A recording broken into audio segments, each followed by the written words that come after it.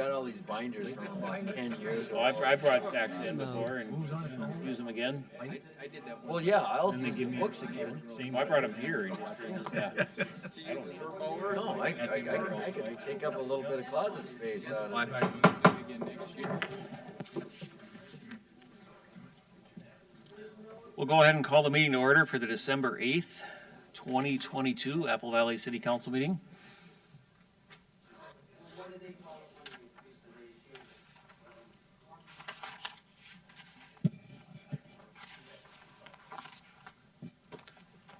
I'd like to welcome our in-person and virtual audiences tonight and make a couple quick announcements. For our in-person attendees, when your name is called, please approach the podium to address the council. For any virtual attendees during our meeting, if you have any questions or comments for the audience participation portion of the meeting, please press the raise hand symbol and the meeting organizer will notify us that you'd like to speak. The first item on our agenda is the Pledge of Allegiance, and I will ask everyone to rise and join us in the pledge.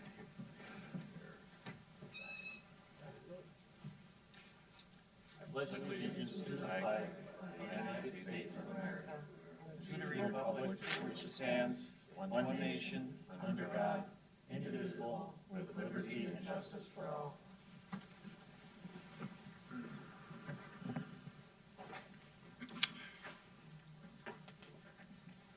Second item on our agenda is to approve the agenda. And Tom, are there any changes?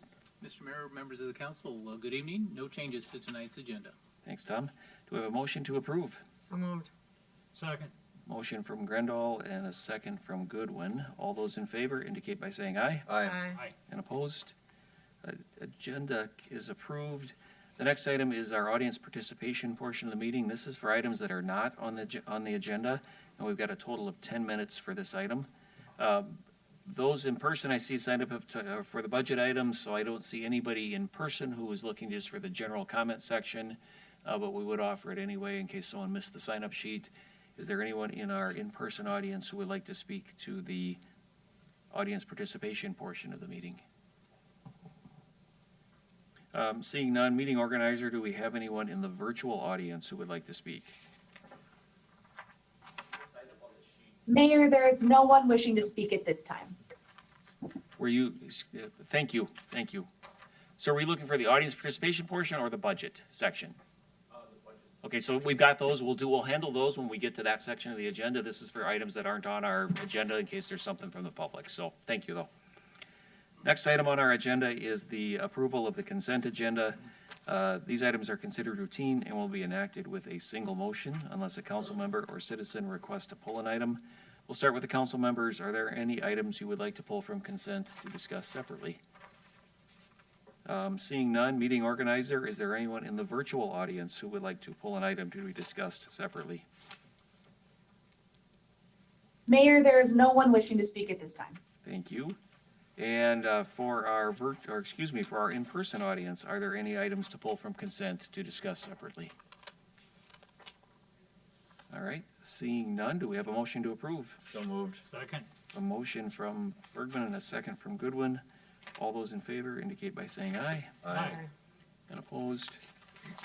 Consent item passes unanimously. We will move on to item 5A, which is our 2023 proposed budget and property tax levy, and Ron is going to present this item.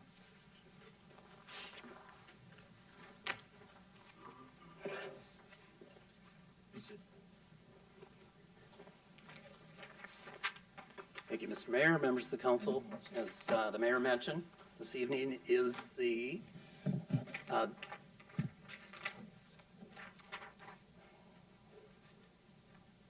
thank you, Tom. The Truth and Taxation meeting, or budget meeting, for the consideration of the 2023 and 2023 budget and 2023 property tax levy. The Truth and Taxation meeting this evening, the purpose of the meeting is to present the proposed budget to the public, receive public comment, consider adopting a budget and levy for the coming year. As a reminder, we need to set a final levy prior to, and certify it to the county auditor prior to December 28th. The changes since the preliminary budget back in September, there was a smaller change in the property values, which overall change in the property values lower will increase the tax rate and taxes.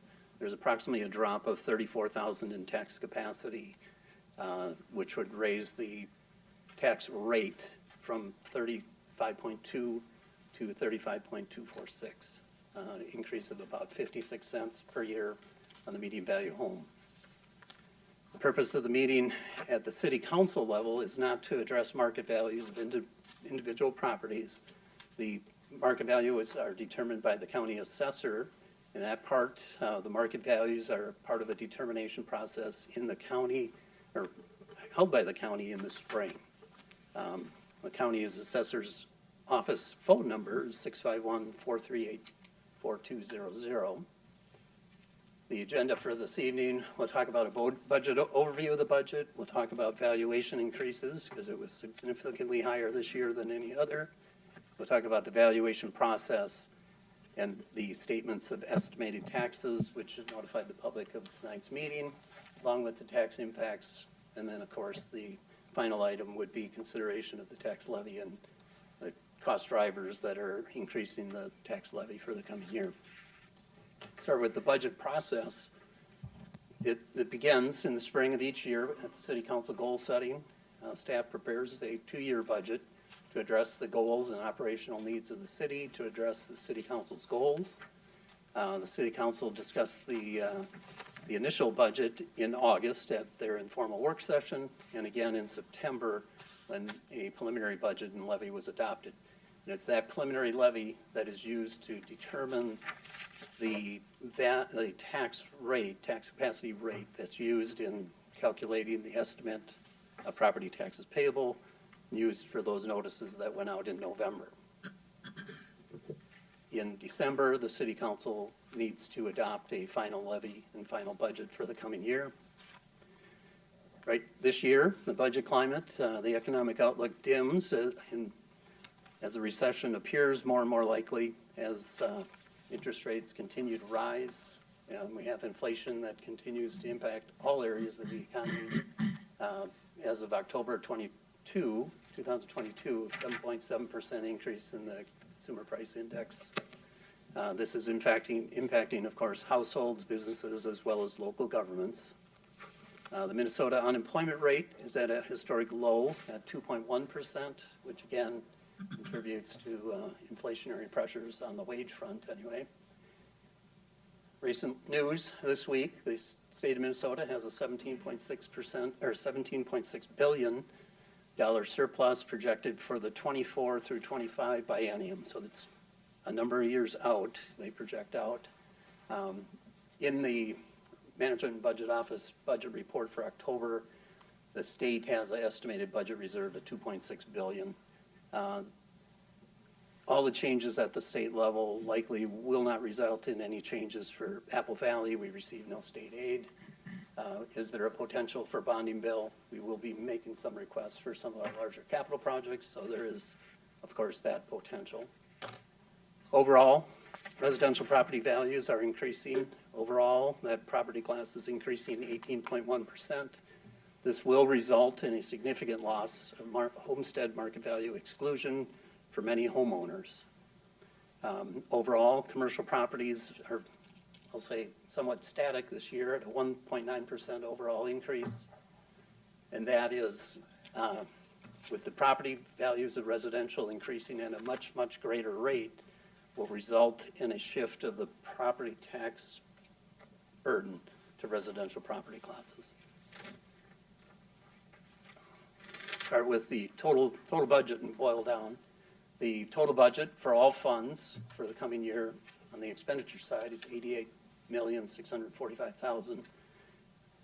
Personal services, and this is all of our funds, so this would include the utilities and enterprise funds as well as the general fund and other governmental funds that we budget. Personal services make up $31 million, or approximately 35% of our total budget. We have items, I mentioned the liquor store, items for resale, $8.2 million is cost of goods sold, so we make a profit on that. Capital outlay, depreciation is the next largest at 25% of our budget is just in capital outlay, maintaining the infrastructure that we have and setting aside money for the replacement. Debt service, the 2023 budget includes $1,544,000 or approximately 2% of the total budget for debt service. And we have transfers out and administrative fees. These are transfers between fund types, so it's not an overall increase in any other expenses or revenues, but we do need to account for them. Looking at it a little differently, boil down the general fund makes up approximately 46% of our overall budget, $40 million. General government includes what many people consider the general government operations, whether it's police and fire and public works, street maintenance, parks and rec, administration, finance, everything else. Enterprise funds, that's the water, sewer, utilities, stormwater utility, as well as the liquor store. We have a road infrastructure replacement program. The amount of the budget is $7.1 million, or approximately 8% of the budget is for that program for the coming year. And then all other funds, that includes cable TV, all the special revenue funds, cable TV, Valleywood is included there this year. That's approximately 8% of the total budget expenditure. On the revenue side, user and franchise fees, again, includes our utilities, so $34 million is made up in user fees and or sales at the liquor store, for example. Taxes, 36% of the overall budget is for property taxes, $30,082,000. Intergovernmental revenue, again, this is all funds, so this includes our road and infrastructure replacement program. Most of that intergovernmental revenue is in support of that program.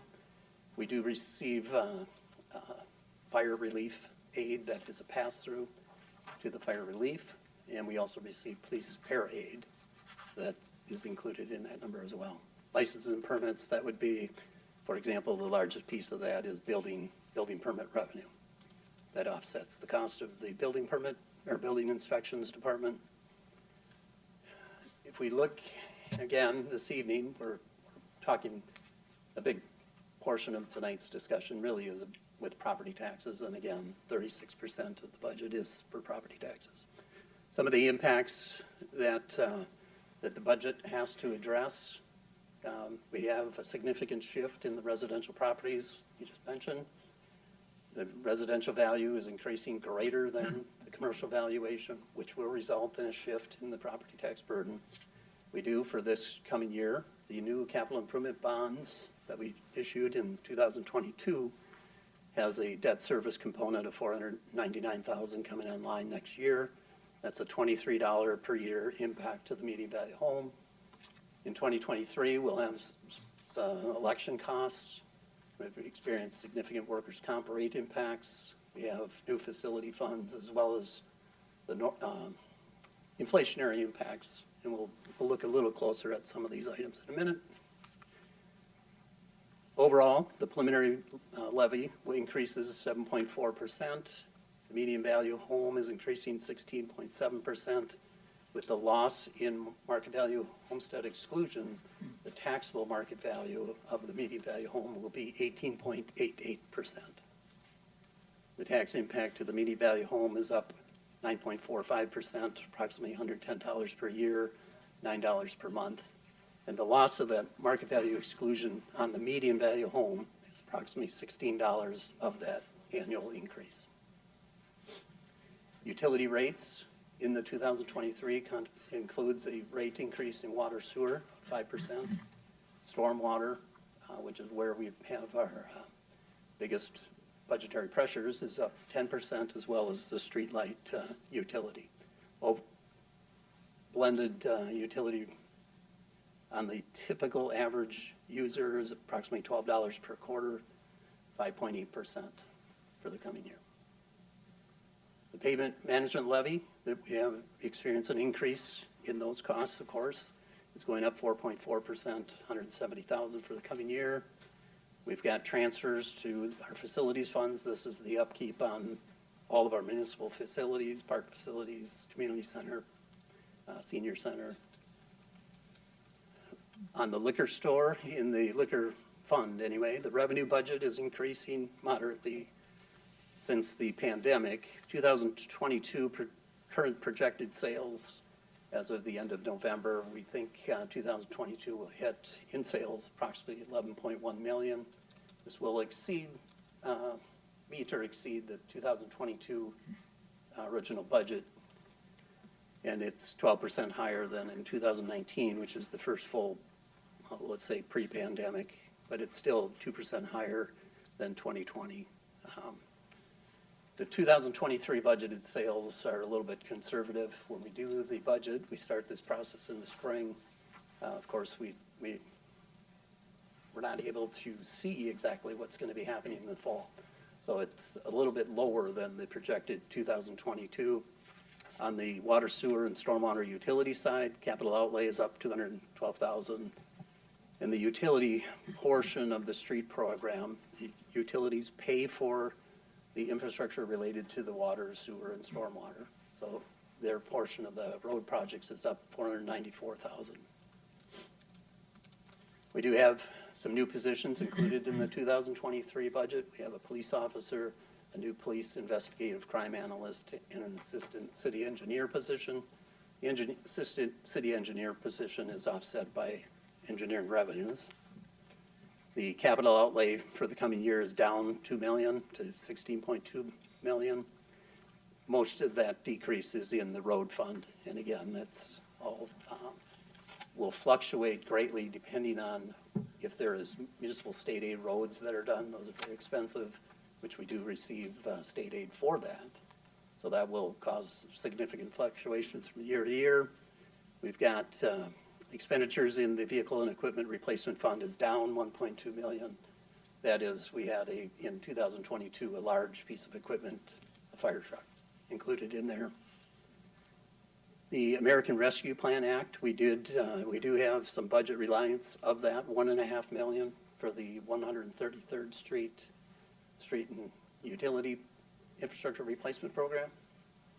The Police Community Impact Unit, $143,000, as well as $41,000 for a IT security audit. Some of the, won't go into each one of these, but the street maintenance program includes $10.2 million, includes Walnut Lane, 142nd from Cedar to Galaxy, 157th from Cedar to Galaxy, along with Hayes Road, some other intersection improvements. Emerald Ash Borer response is becoming a bigger and bigger piece of the budget this year. Next year it'll be about $430,000. We do have equipment. We have police cars, fire pickups, street plows, pickups on an ongoing basis, as well as stormwater improvements, storm pond improvements rather. Improvements to the sound system at Hayes Arena and gym ceiling fans at the community center, as well as some meeting rooms and flooring projects at the senior center.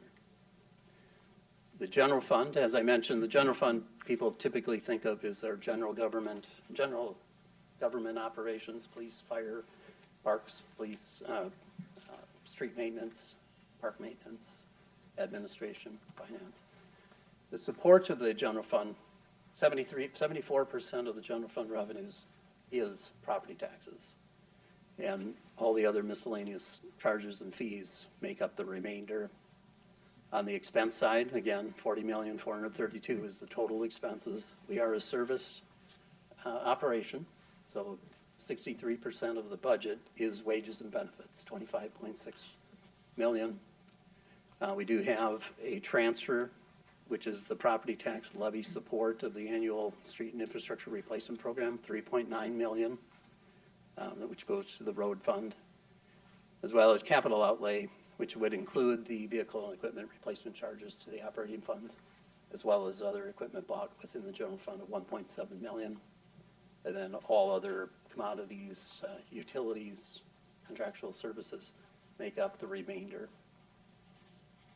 Where your tax dollars go, the median value home in the coming year's annual bill would be approximately $1,274. We can see that this is a makeup of how the levy is allocated to the different areas. And I mentioned building permits have revenue that offsets their expenses, so there would be no levy support of the building inspections, and engineering has revenues which offset their expenses as well. So this is the property tax levy support derived from the property tax bill on the median value home. Valuation increases and tax impacts this year. As I mentioned, the residential valuations have increased dramatically.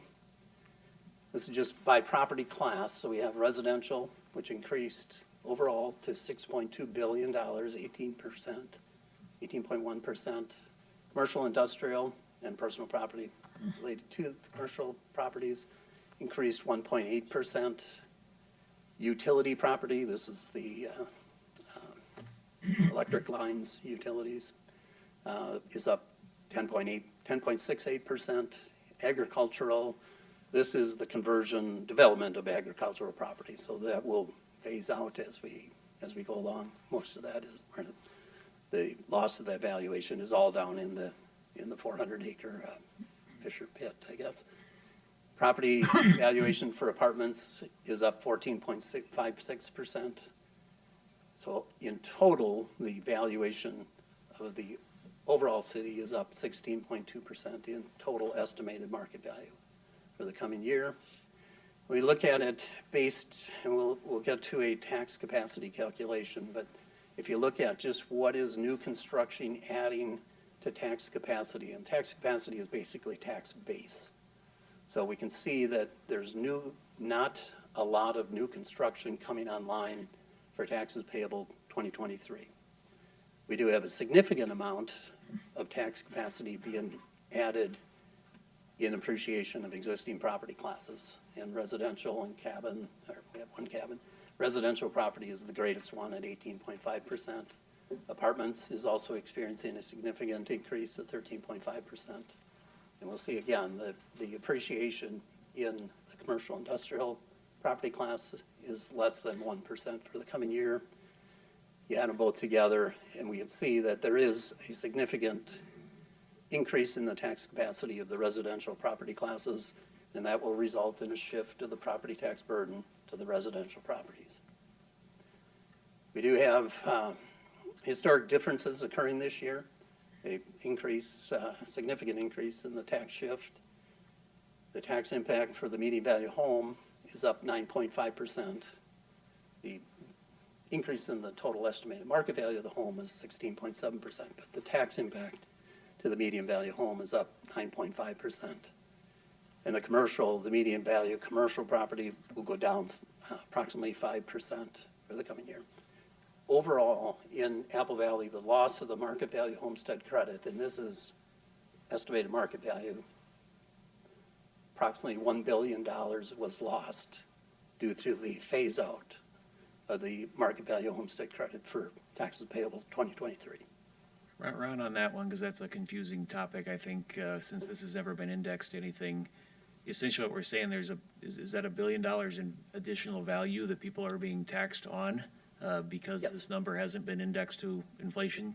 That's exactly what's happening. Yep. And we'll have an example here in a minute, but that's exactly what is happening.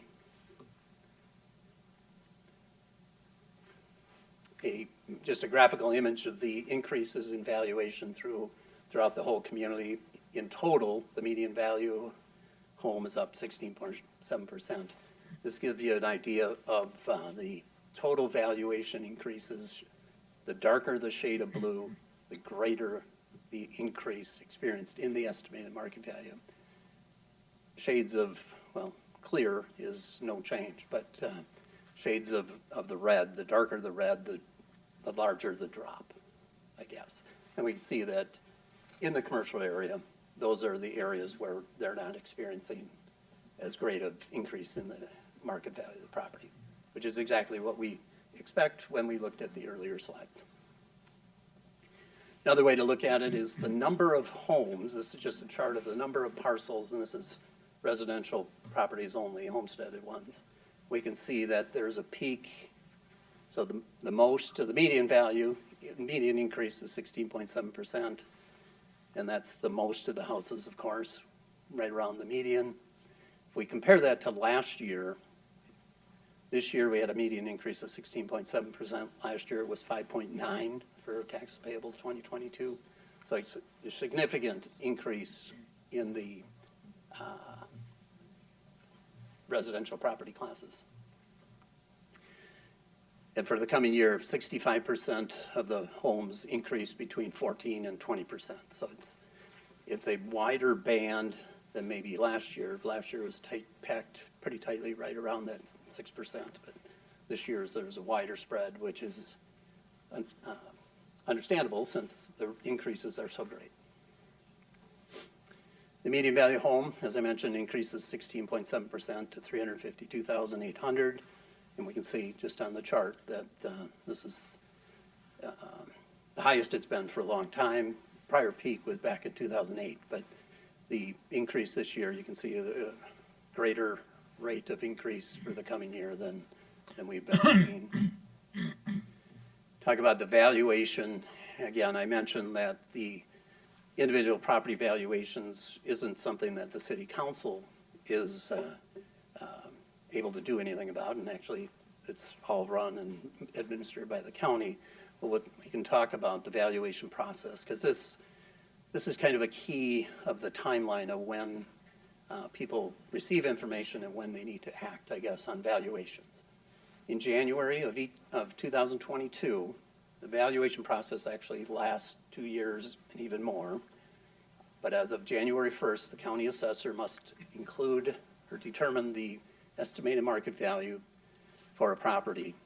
And in March of 2022, they sent a notice of the estimated market value to all property owners, identifying the value at that time and the value to be used in the coming year, and then notifying people of an appeal period, I guess is how they used to call it open book meetings, but they're calling it now an appeal period.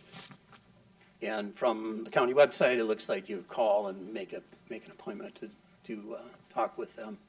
In June, the County Board of Equalization meets to hear any valuation objections and act on those.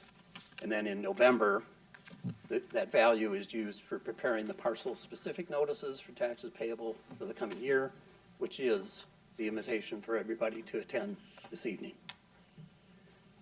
A graphical image of that, and you can see that the timeline for determining the value for tax payable in 2023 really begins in 2020 with the county comparing the actual sales to how they have it valued in their system, and the state, they must report those values to the county, or to the state rather. In March, the evaluation date again is January 2nd of 2022. In March, they send out along with the tax statement, they send out a valuation notice for the coming year, notifying people of the appeal period, I guess is what Dakota County calls it. And then in June is the County Board of Equalization. And then in November, as I just mentioned, the estimated 2023 tax notice is sent. And then in March of the coming year is when property owners will receive the actual tax statement for 2023. And again, along with that is the valuation estimate that's distributed at that time. The 2-year process does result in a significant lag in the valuation. There's a lag between property selling prices overall in the market and the assessor's assigned estimated market value. Again, they have to set that at the beginning of the year, in this case, January 1st. They set it for taxes payable in 2023. So property values may have gone down since January 1st, 2022, but because the county must assign a value on January 1st of 2022, they're not reflected in that valuation, of course. The statement of estimated property taxes payable in 2023 have been delivered. And again, that's the invitation for people to attend this evening. This is an example, a truth in taxation, actual truth in taxation notice that went out to a property that is the same values of our estimated, or our median value home in town. It includes both the estimated market value, the taxable market value. It will include the what's shown as the homestead market value exclusion, and then down below it'll show the taxes for each of the jurisdictions for the coming year. Looking a little bit closer so we can actually read it, up in the right-hand corner is the one of the first things that I encourage everybody to look for is the property classification. If you have a homesteaded property, you have to make sure that it indicates residential homestead. They have an acronym for it, but make sure it includes that. The second piece to look for is the estimated market value. It shows for the prior year and the current value used for the coming year's taxes, as well as the taxable market value. And the difference is the market value homestead exclusion. On the median value home, they received a benefit last year of a reduction of the estimated value of $10,042 in this example. And next year, because of the phase out of the market value exclusion, they will receive a reduction of $5,488 for the coming year. So the market value exclusion, the exclusion program was created back in 2010, 2011, and it is 40% of the estimated market value of a property, residential homestead property, until it hits $76,000. So that is the maximum market value exclusion at $30,000 for a home valued of $76,000. And then that exclusion is reduced 9% for the value that exceeds $76,000 until it's fully phased out at $413,800. And again, I mentioned the median value home. This is all jurisdictions. This notice includes on this median value home an increase of all jurisdictions of approximately 8% for the coming year, $274 for the coming year on the median value home. Breakdown, visual breakdown between the county, the city, and the school. City makes up approximately 34.4% of the overall tax bill. The county is 17.7%. The school district is 45.2% of the total tax bill, and then other jurisdictions make up 2.7%. Talk about through the tax impacts to the median value home. We start, and we'll walk through the calculation. We start with the estimated market value of the property as indicated by the county assessor. And we apply the homestead market value exclusion formula to that. In this case, $5,488 is reduction. Gives us a taxable market value for the median value home of $347,312. And that amount is multiplied by the state classification rate. And for residential property in Minnesota, it is 1% of the estimated market value up to $500,000. And after $500,000, it's 1.25%. So values of properties valued over $500,000 have a little bit higher tax capacity, which isn't the most that a property can pay in taxes. It's just a variable with that term in the state. And that times the property tax rate, and for Apple Valley for 2023, estimated at 35.23%, gives you the gross taxes paid for the median value home at $1,224. We do have some park referendum bonds that were issued years ago, and the median value home for that will pay approximately $50 for the coming year, resulting in the property taxes paid on the median value home of just the city taxes of $1,274. We do that comparison, same calculation for the prior year, last year. This is a home that increased 16.7% in estimated market value. After we apply the market value exclusion, the taxable market value is 18.8% increase in the taxable market value. And again, this is the median, so half the residents pay less, or valued less, and half are valued more. The total tax bill in 2022 was $1,164.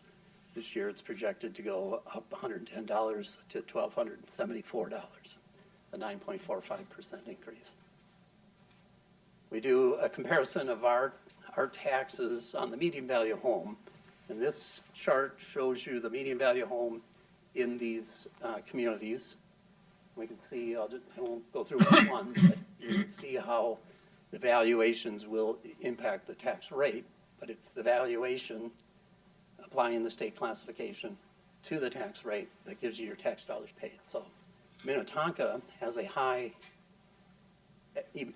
estimated high median value home, but they have a lower tax rate, but they still pay a higher annual city tax bill than these other communities. And we do the same calculation for each of the cities. Apple Valley in the green bar, our median value home is $352,800. Our tax rate is that we just saw was 35.23, resulting in a tax bill of city taxes only $1,274. One thing that is included in the Apple Valley levy that is not in necessarily all of the other levies is the city of Apple Valley does not assess for road and infrastructure reconstruction. So it's, as we saw, it's a transfer from the general fund, which is levy supported, into the road and infrastructure replacement fund.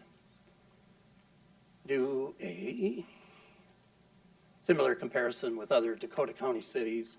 And we can see, again, Mendota Heights is a high value, median value home, a little bit on their tax rate of 39.176. Gives you a tax bill on the median value home in Mendota Heights of approximately $2,078 in city taxes. You can see West St. Paul has a very high tax rate, 67.48, but a low median value home, still resulting in a somewhat higher tax bill for the city portion of the taxes. And again, for Apple Valley, we're at $1,274. So this is just a comparison of, let's say, the little bit larger cities in Dakota County. Talk about the tax levy. That is the total amount that is levied for different uses. We talked about the general fund earlier. That is going up 5.5%, $1,334,000. The street maintenance levy, or the levy that is the amount that is transferred into the street infrastructure replacement program, is going up $170,000 for the coming year, approximately 4.5%. We do have our municipal building, park maintenance, and fire station capital improvement or capital projects funds going up approximately $177,000 or 86.8% for the coming year. We do have property tax delinquencies, which we do experience. We do have $121,000 continuing in the property tax levy for support of the ice arena. And this is for the refrigeration project that was completed a few years ago at the sports arena.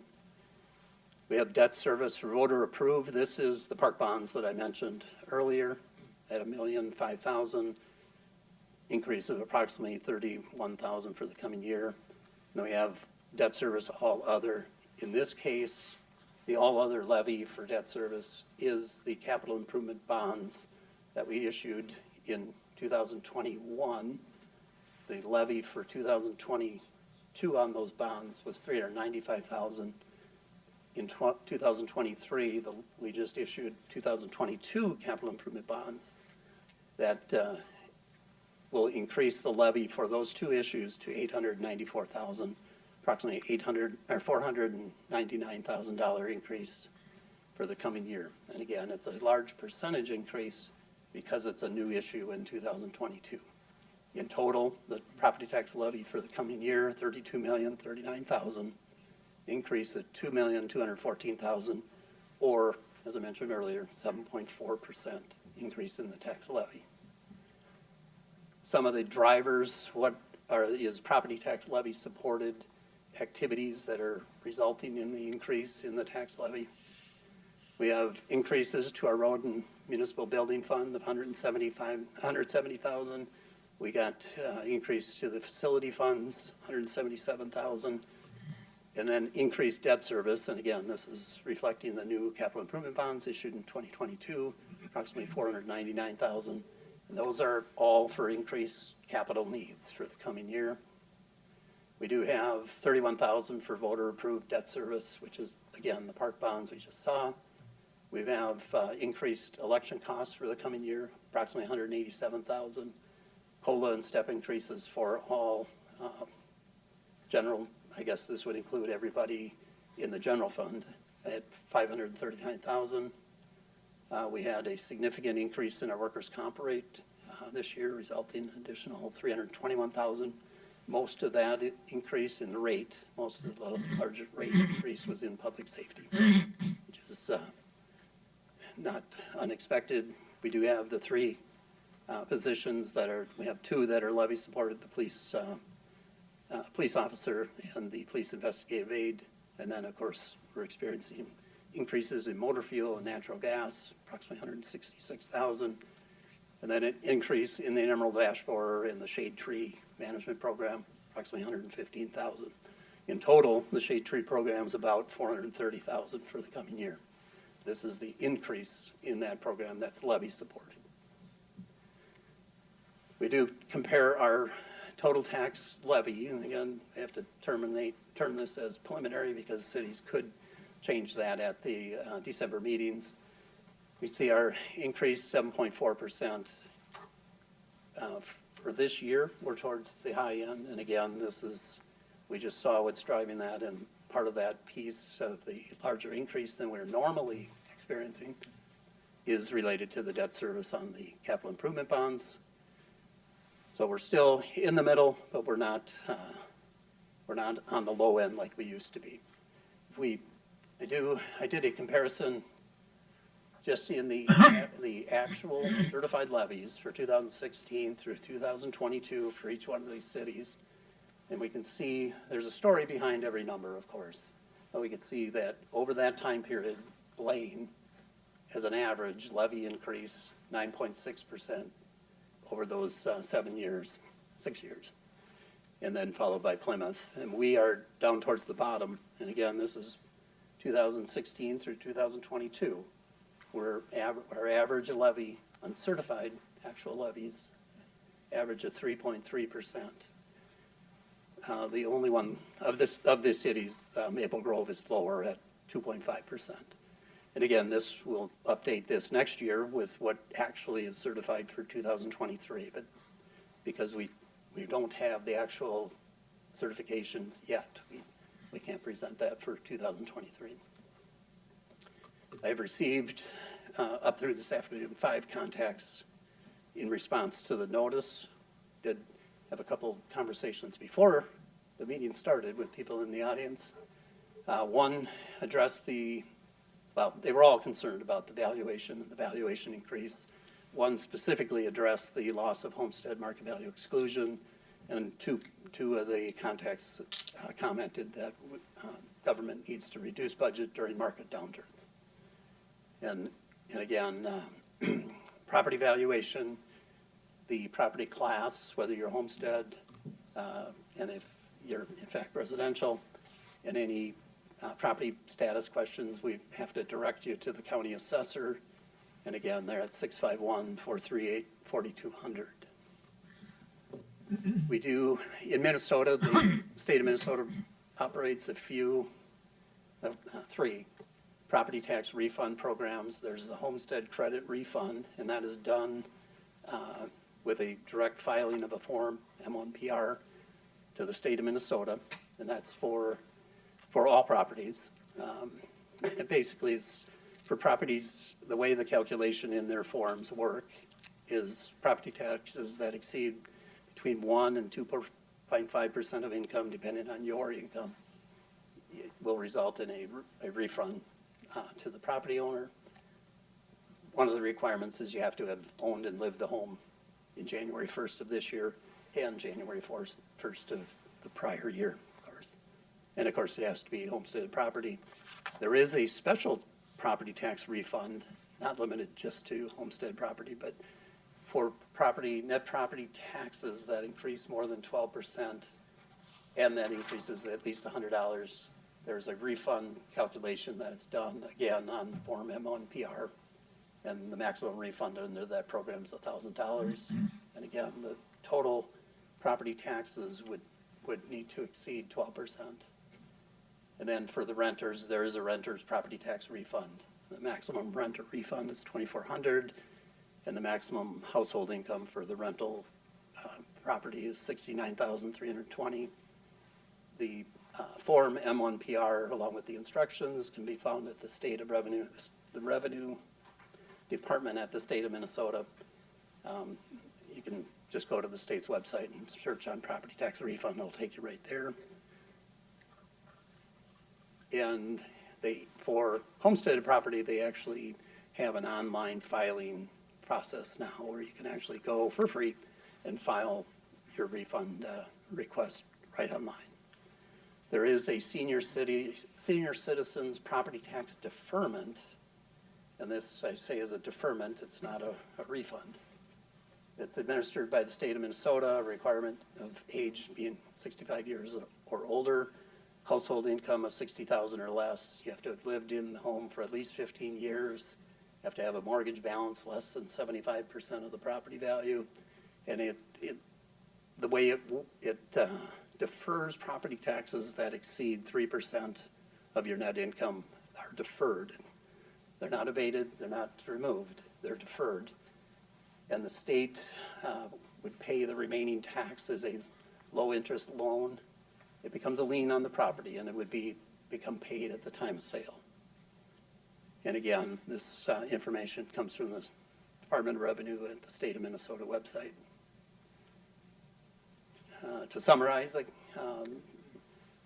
2023 budget continues the City Council goal to not specially assess for the annual street infrastructure maintenance program. In 2023, that is $3,971,000, and since inception in 2013, the levy support has increased approximately 4% since that time.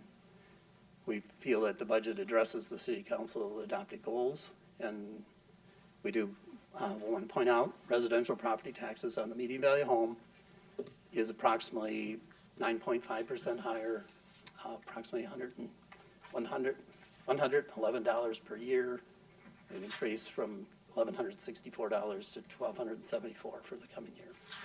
And we have the full budget document, all 400 pages of it, available on our website at applevalley.mn.gov. Or people can call me. I didn't put my phone number on here, but it is 952-953-2540. Happy to talk budgets with anyone. The actions for the City Council this evening is to conduct the Truth and Taxation meeting, receive public input, and then consider adopting the 2023 budget and property tax levy for 2023. If the City Council does not complete the action this evening, it would need to finish at the second meeting in December so that we can certify it to the county auditor prior to December 28th. So with that, if there's council questions of me, we can turn it over to the public input. Yeah, thanks, Ron. Let's start with, I know people want to speak, but I just want to make sure if there are any questions, clarifying questions for Ron, that we get those in first, and then we'll take public comments. So, Councilmember Goodwin, you had a question. The market value exclusion. Who's responsible for the change in the market value exclusion? Is that a state law, a county change? The formula is created by the state of Minnesota, yes. Okay, so the formula for market tax exclusion was created by the state of Minnesota. That's correct. So they made some changes to it? No, they have not made any changes since its inception in 2011. So how come What we feel, or what I think we're experiencing, is there maybe that limitation of the maximum exclusion at 76,000 and the phase out at 413,800. Maybe it should be indexed for inflation, and over time that we would have more properties that would participate. Ron, I think we talked about earlier tonight, the median market value in 2011 was what? Do you recall? On the median value home? Yeah, for 2000, for the just for comparison of what has changed from when that number was set to where we are today. In Median value home last year was 302,200, and this year it's 352,800. And so going back to 2011, that number though was. Oh, 2011. Was 202? Two?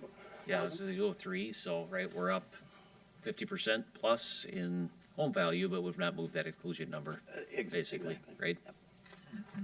There are a few legislators who are aware of that, but it's not, it needs more communication.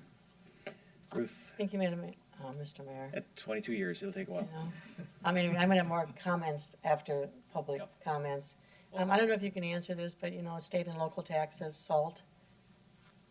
Do you know, are our property taxes included with the income taxes for the maximum what we can, and this might not be a question for you, for our federal, write-offs, if you For will? federal deductions, my understanding is the deduction for property taxes is capped at 5,000. So you would not receive a deduction for income tax purposes on taxes paid that would exceed 5,000. Okay, and there's not a maximum that includes, because we have a state income tax that's not lumped in with the property taxes? Like I said, this might not be a question for you, Ron. Yeah, you can, independent of the property tax deduction, you would have an income tax deduction as well. Separate, Yes. okay. Yes, but that property tax deduction is also not indexed to anything, I don't believe, correct? Yep. Other questions for Ron? Otherwise, we will take public comments, Ron, if there are not. Don't go too far, because you are going to be the best one to answer most of them, I have a feeling.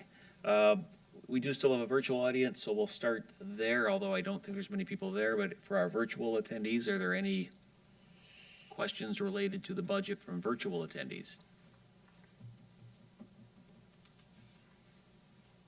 Mayor, there is no one at this time having questions. Thank you. I was hoping that would be the case, so we could focus on the room instead. So I have 3 signed up. Doesn't mean we will limit it to 3, but we have 3 signed up early. I'm just going to go down in the way folks signed in.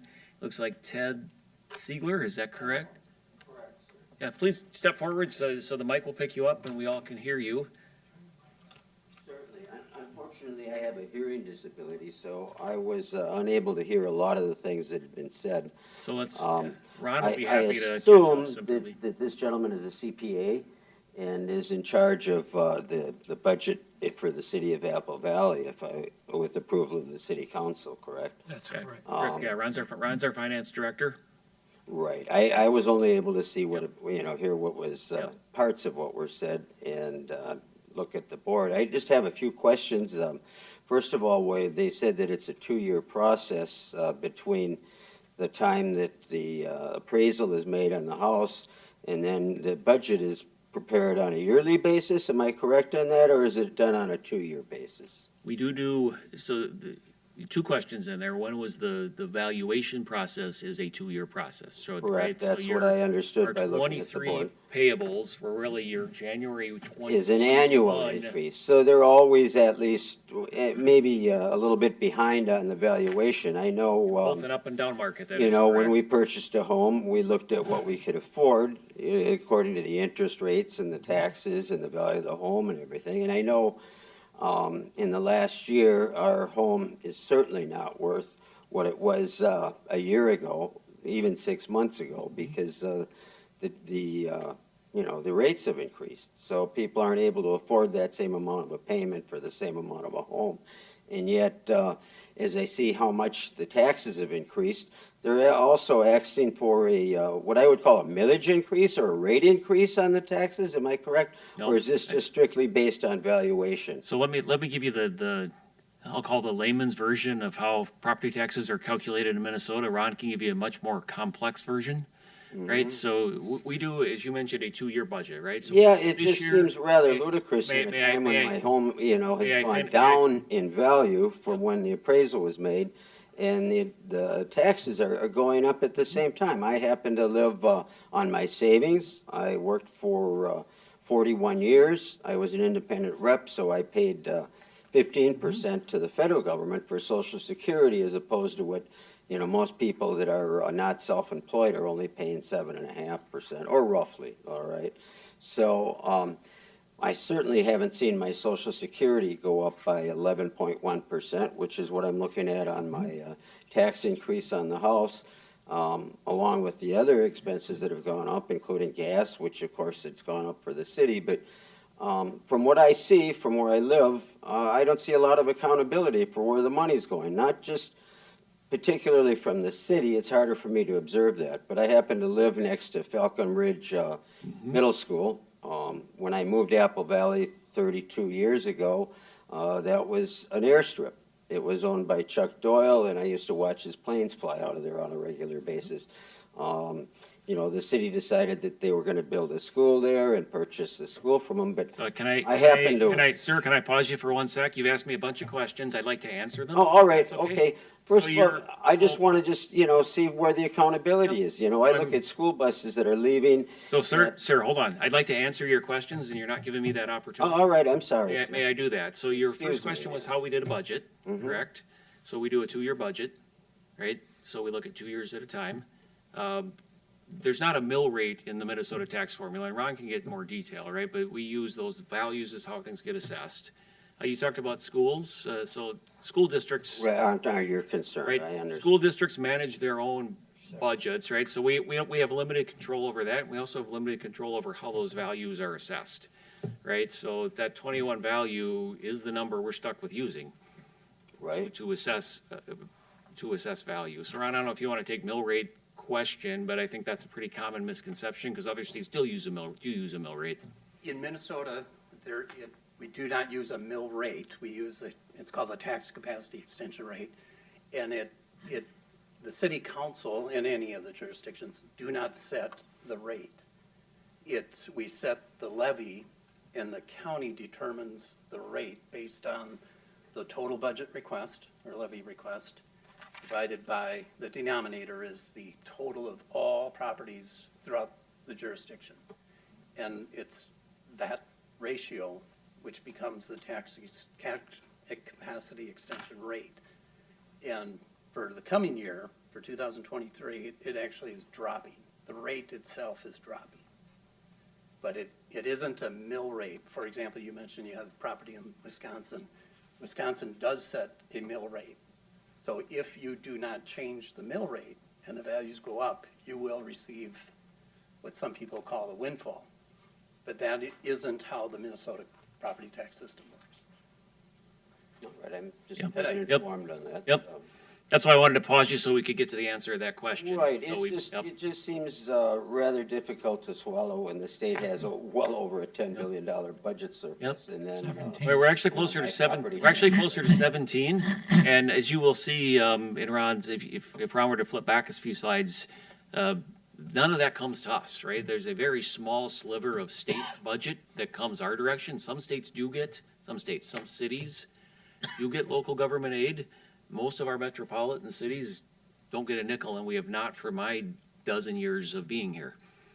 So really, our aid is state road or highways, right? We get some highway dollars that support our roads. We also get some aid to support fire pension of $200,000 a year. But so there is no provision in state law for any of that surplus or any state funding to come back to Apple Valley, and that applies to Egan and Lakeville and Burnsville and all of our surrounding communities as well. you know, I'm just a simple citizen, and it seems to me that, you know, it's like someone asking for a raise when the company is losing money. Mm-hmm. And that seems to be, I think, the feeling of a lot of senior citizens in this community. I know I've talked to a few people today, and, you know, for people living on fixed incomes. Understand. You know, these tax increases are surely a burden for everyone, and even more so for senior citizens and people living on fixed incomes. And no doubt about the burden. That's absolutely You know, understood. I don't know, you know, expect much is going to change by me being here, but I just felt it was time to maybe speak a little bit about, you know, what some of the people in my neighborhood are feeling also. And there's a lot of concerned people in my neighborhood, so. We're always happy to hear. Thank you for your time, sir. Thank you. Councilmember Goodwin, you had a question, comment. One of the frustrations that I have as a council member is the property tax. You see the property taxes on the city, the school district, and the county. Ron, can you bring that slide up, the dollar bill? I'm frustrated by a couple things. First of all, a lot of what happens and impacts your property taxes, we have no control over. Dakota County assesses the value of your home. So if you look at your tax statement and says your house is worth $250,000 or whatever it is, what is the median value? 354 something? 352,008. 352. So that means that half the homes in the city are worth more than that, half are worth less. Now, if you look at the assessed value and you agree with it,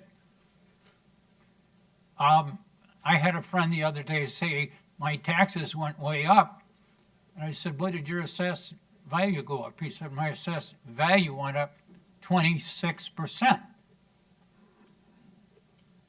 And I said, would you sell your house for what the county says your house is assessed for?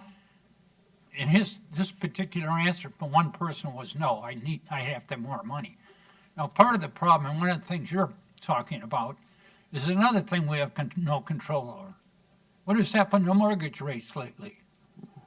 Okay, and one of the reasons assessed values have gone up so much in the last few years is the mortgage rates have been so low. Now, the last year or so, because of inflation and the Federal Reserve wants to get a handle on inflation, they've raised the rates, which means home mortgage rates have gone up. Now, what's happened with that is home mortgage rates have gone up, and that means that in parts of the country, people are selling their homes for less than what they did a year ago. But those are things that really frustrate me because I have no control. I have no control over the Federal Reserve. I have no control over what Dakota County does as far as assessing value of homes. I know how it's assessed. For example, Dakota County assesses your home based on the price of home sales in your neighborhood. And also the market value exclusion has been a real problem with me for years because we have no control over it. And I'm frustrated right now just by telling you some of the problems that I have as a city council member, is that the county does things, the state government does things, the federal government does things, and I have no control over any of them, and they all impact things like your assessment. And it's just a general frustration that I felt for years. I'm sorry for getting it off my chest, but taxes are never easy, and it's so complicated I can't even begin to tell you. I think that's the frustration, is the complication in all of this as well.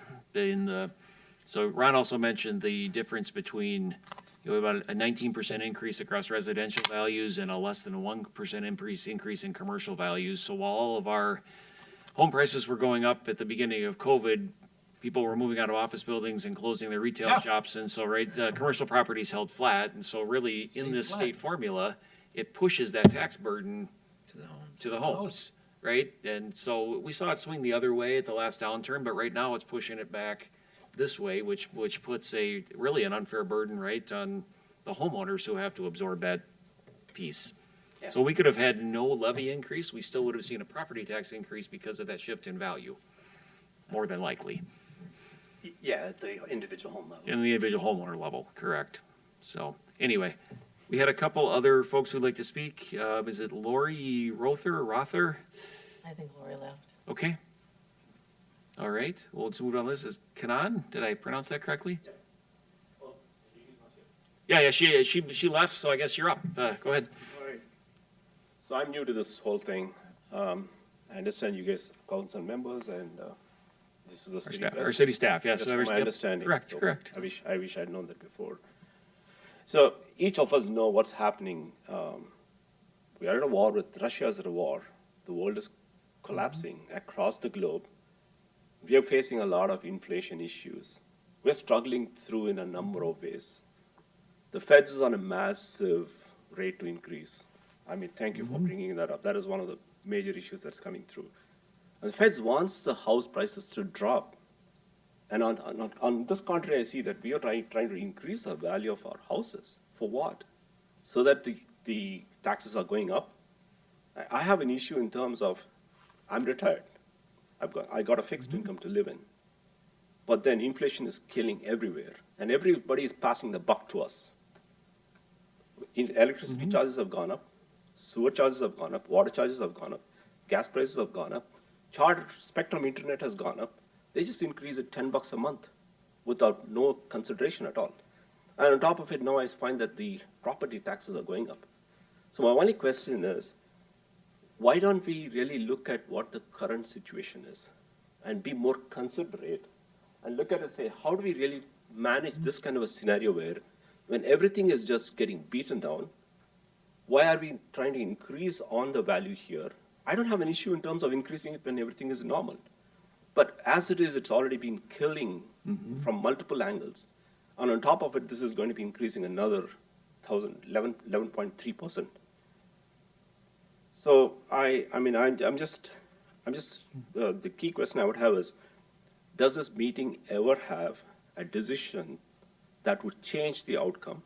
Or is it just a meeting that's called in just to define what it is and then walk through like just a normal process, but then execute what's been already determined? That'd be my key question first.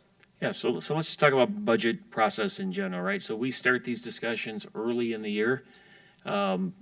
Staff goes through, it tries to look at what the economic conditions are, pull the budget together.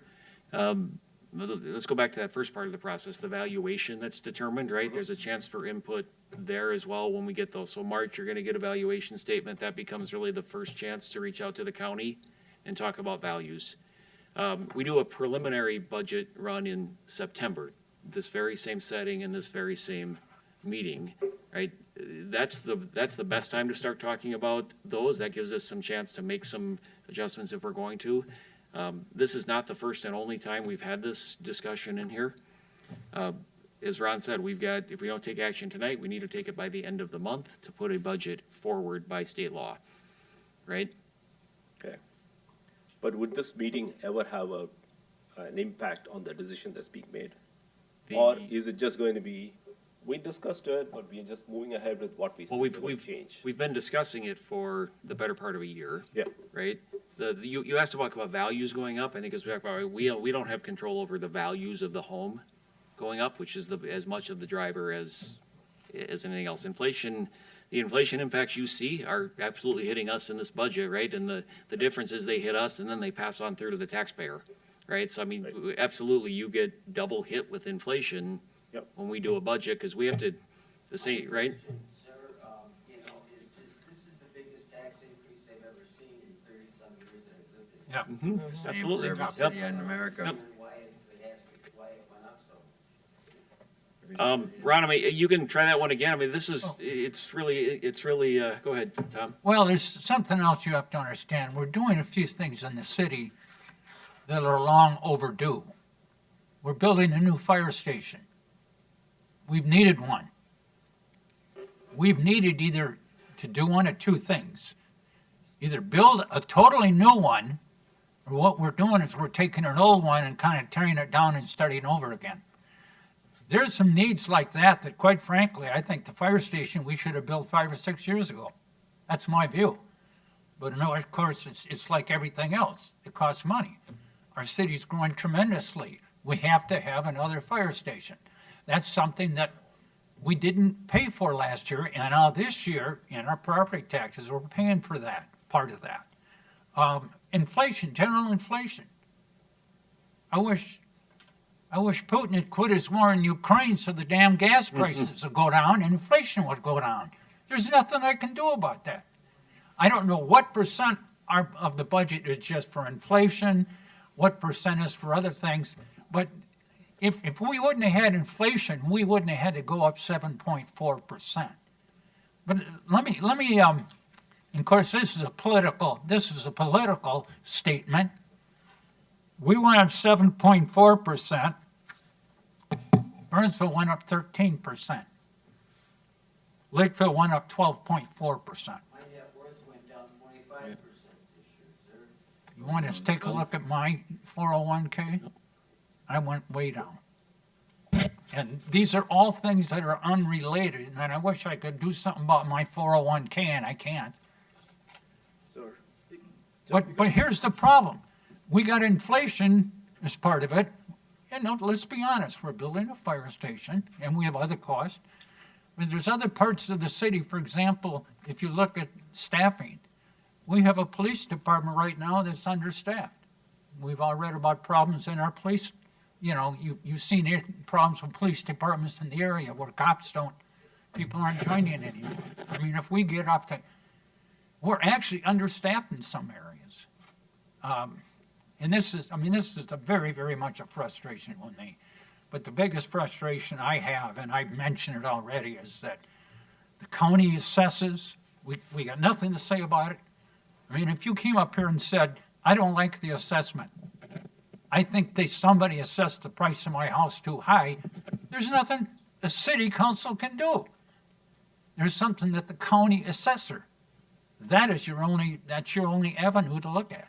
And unfortunately, in the timing, we are nearly 9 months past the time for that conversation on the value as well, which is kind of why I'm pointing the dates out. Like, we need to get more ahead of this if we want to have those conversations. So one last question. So Yeah. you talked about inflation is the one that's driving everything through, and this is one of the primary reasons it's. Oh, I think so. So would I ask the same question? So if the Fed is focused on getting the inflation down to 2%, once they get that mandate of 2%, will the rates come down? Well, what rates come down? The Interest tax rates? increases, will it come down? Well, so Everything has gone up just No. because of inflation increases. So if inflation is coming down, will at least there So- be consideration on reducing it? we do a budget every year based on what the needs are, right? So I would say inflation coming down does not mean costs come down, right? The rate of inflation would mean the rate of cost increases come down, but costs themselves would not decrease, right? Unless inflation is a negative number, right? That's just, it could, yes, and if costs come down, that would be reflected in the budget. But to say that inflation, so if inflation is 10%, right? Costs go up 10%. If inflation comes down to 3%, costs still went up 3%. Right, so you wouldn't expect that math to bring costs down unless inflation is a negative number and costs get reduced. So the only way you get to that is to take things out of a budget. You're not gonna get it from an inflationary number, right? Inflation is not gonna get you there. Right. Ruth? So I mean, I would have had I think one of the better solutions for me is across the board, even organizations that are struggling with wage increases, is just have a line item that says inflation adjusted salary or wages. Inflation adjusted property tax increase. When inflation comes down, knock that item off. Then you don't have that inflation adjusted increase that you added. Prices go up again as far Yeah, as. unfortunately, it's not quite that simple in a mathematical formula just to say that inflation is down and therefore dollars need to come down as well. Well, gas prices go up. When gas prices come down, you find the prices also come down. Cost of petroleum crude oil goes down. Price of gasoline comes down at the stations. Right. And that is exactly part of the budget process, and we, Yep. in spring, we have to estimate what is the fuel cost per gallon. And we assume, well, we know what our use is, so we have to assume a rate in there. And that, if the rate is going down, and we did experience that a few years ago Yep. when. Mid-year, we had a little gas break in there, didn't we? $4 a Yep. gallon, and it came down into $2 and even lower for Yep. us. We lowered that part of the budget, of course. Yep. We did. Councilmember Grindle, I've ignored you for a while. No, Sorry about that. it's all good. I've been having conversations like what we're having here tonight with people all over the city. I mean, last night, a gentleman, his went up 13%, and then he corrected and said, well, 12.8. I said, well, you're close enough for 13%.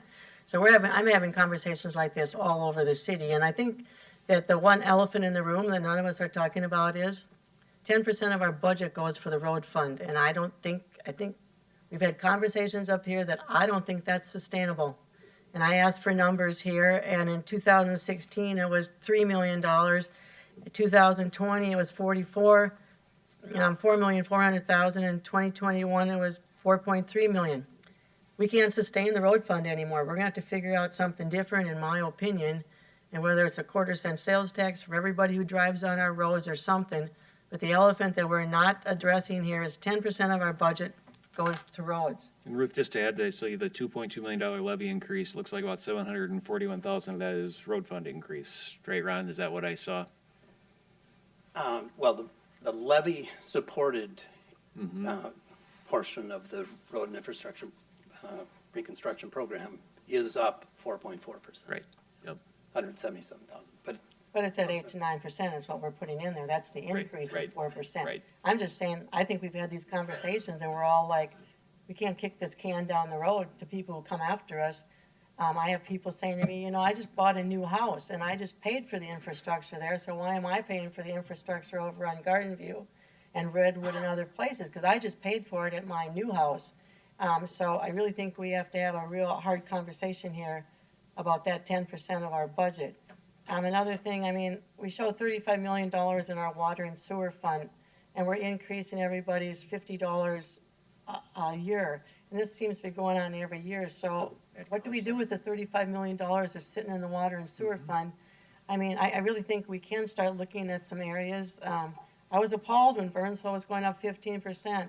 I hadn't opened mine up until last week, and mine went up 11%. I talked to a lady at work today in Apple Valley, and she said she was afraid to open hers, that on the Nextdoor app, which I don't use, she said people were talking about their taxes. So we've really got to do some fundamental changes here. We really do.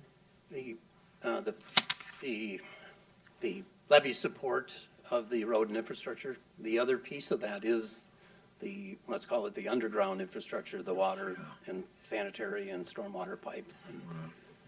The underground, I'll call it, that is supported by the quarterly utility rates, you're right. And I understand that when we go through the numbers here on the water and sewer, I mean, it's went from 1.6 million to 2.3, and we're sitting on $35 million. So do we have to really increase our water and sewer, which that's another $50 upon the 13% that the retired gentleman had last night? I mean, I've got concerns here too. And then when we're looking at 10, 13%, what does that do to a parks referendum? Nobody's going to want to raise their taxes next year. I mean, my school district went up 11% too. I mean, I hear they're going out for something next year. I don't know what it is, but I mean, I can't imagine that people are going to vote to increase their taxes anymore. So do we choose road reconstruction over parks? I mean, I don't know. I have a real dilemma with this budget, just so everybody knows up here. And This is the hardest budget I've done in a dozen years. Right, and Tom, you probably would say longer than that, right? When we look at a 3% average increase, You go up 3 or 4%. you're right. You're there. Do you have another question, Tom? Well, I did have a few more comments. The gentleman's question about what happens if costs go down, because the assessment is done in advance. Now, this is going to sound, I don't know if it's going to make you happy or not, but let's say costs go down. Let's say the gas costs still go down. And we don't spend as much money for gas for our police cars, our fire trucks, our public works plows and all. Let's say we save all our money. And I'm just using gas as an example. You know what happens next year? We budget less. And so what would happen in theory, I think the gentleman said this is the highest one you've ever seen in all the years you've lived here, 7%. Well, as a council member, I'm used to 2.5 to 3.5, 4% raises. This is the highest I've ever seen too. But the reason for it is, I've said inflation, a few other things. And this isn't going to make you happy tonight, but in the future, when you get your tax statement next year, I don't think it's going to be this high. It might be back to that 2 or 3% thing. It's just, I've been at this for years, and this whole system is so complicated, it's just incredible. When you have the federal, state, county, school, everybody's involved, and they do different things, and they all impact each other. And now we had assessments that maybe some people are looking at and saying, well, my house, again, I can't sell my house for that right now because mortgage rates have skyrocketed. Last year I could have sold it. There's so many things that happen because of Federal Reserve decisions and county decisions and that just impact us.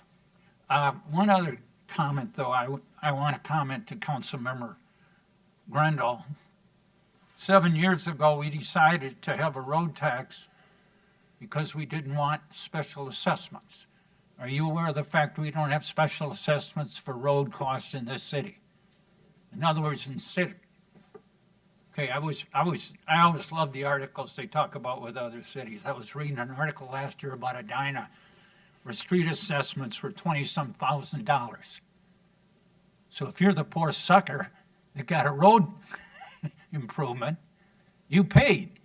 And the guy 2 blocks over who didn't get his road redone, he didn't pay anything. And one of the reasons we went to a road tax, quite frankly, is that we all use all the roads. And something else, and maybe Councilmember Grindle, I remember this. Because the assessments, if we would have done assessments 7 or 8 years ago instead of doing a road tax, you know who we would have hit? The older neighborhoods, where there's retired people in the older homes. And so you're absolutely right. The people with the brand new homes wouldn't be paying, but the guy with the old house who's probably retired would. I'm happy where we are with what we're doing with our roads. We're up to date with fixing roads. I know everybody sees a pothole now and then. They say, gee, I wish it wasn't there. But compared to other cities, we are so much better off where we are with our roads. If you lived in St. Paul right now, you'd be living in a city where they are $500 million behind in their road program. Can you imagine that? And increasing. And Duluth, much smaller city, $450 million behind in their road programs.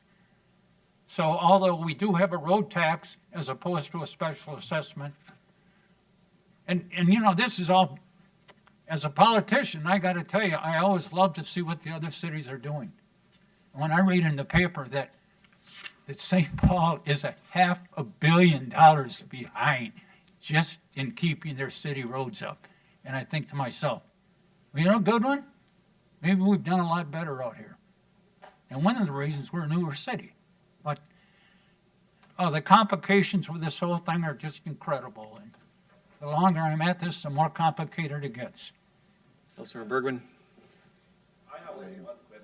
Can you come forward? We have people watching online. They have no way of hearing you out there, so thank you. All right, I just have only one question. Is this going to be an outcome that is decided, or is it going to be a change that we expect in the outcome of the budget? So the process tonight is we have this chance for comments, and council will take a vote on budget. I mean, that's the process tonight, right? So I can't tell you how it will be decided until we get to the point of taking a vote. And the voting will be from here, or is from this side of? No, all public meetings, so. Yep. Public, okay. Yep. All right, thank you. Yep.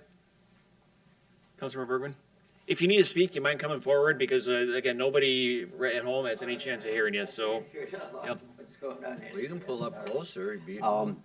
I'd just like to say that I wanted to see somebody try to hold the line on what's going on with the taxpayers' money. And it seems like, you know, this gentleman wants to blame things on the county or blame it on the government because, you know, we have inflation. At some point, people have to take a stand and say, you know, enough is enough. And, you know, I'm sure the city can't stop all of the taxes. But, you know, when they talk about property taxes, you know, this state is crazy on their taxes. We're the number 5 state in the country for overall tax rates, all right? Now, I remember when the Democratic Party used to be called the Democratic Farmer Labor Party, but I really don't see a lot of farmers voting for any Democratic candidates in the last few years. And, you know, it seems like both political parties have been taken over by the extremes, whether it's on the left or the right, and the people in the middle are the ones that are, you know, forgotten about. You know, I remember when my father used to say, when they tax the rich, grab your wallet, because your taxes are going to go up too. And it seems what has been going on in this city and what's been going on in a lot of places. And I think people are just really getting fed up with it. And I think that's why you've seen a crazy person like Donald Trump get elected as the president of our country, because people are sick of the way government is run. And, you know, it seems to me that you gentlemen, I know you're doing the best you can, and I can understand that, and I can respect that. But at some point, people have to stand up and say, hey, this is not right, our taxes are out of control. You know, I hear all these arguments about, well, you can't do anything about the tax rate, but what's being done for accountability, where the money's being spent in the first place? Here's this You know, I don't hear budget right here. anything about Want that. my budget book? I would like to get a little bit more involved with that, yes, sir. We published the whole thing, right? Oh, I would be more than happy to volunteer to look at I am- some of the I am- budget I things. am more than, I am You more know, than- I happen to have a degree in political science. I know how a lot of it works. You know, I don't know the numbers. I'm not a CPA, and I'm not sitting looking at the figures that you guys are looking at. So I would invite you to do this, You can right? take this home with you So, tonight. So- yeah, Okay. please, I would be more than You can happy approach- to after this you can- meeting is no, you over to can start approach the looking at bench right some now. of these things. So, You know, I got a job when I was in college by having a budget transfer from one department to the other in the highway department. And that was why I was able to get a job, because one of the departments had so much extra money in their budget for going to conventions and meetings, you know, things like that, that I'm sure some of you were involved with, where you get to go to county managers or city managers' conventions, and not all those dollars were used. You know, maybe you should take a look at what you guys are doing with your money. Is it necessary to go to all these how many conventions? conventions do you think I've been to this year, sir? Yeah. I don't know, is there, This many. you know, Zero, that's good, right? thank you. So here's what I would challenge you to do. All right, that's enough. Nope. I've Hold on, said my hold piece, on. sir. Oh, do you want an answer or not? Honestly. love to look at this. So, Councilman, you could, no, You- you can take it. You can keep it. Yeah, you can do whatever. It's yours. It's public knowledge, but we all have one. Okay, yep, no problem. John? Wow. Did you want something? I hit two buttons at once there, sorry. If Ruth was first, go ahead, Ruth. Go ahead, Ruth. If you Since were the first. budget is so controversial this year, do you think we should wait until our fifth member is here? I mean, this is we never see anybody come to budget meetings in the 20-some years I've been here. And it's controversial this year. I've had many comments and many people contact me, people coming.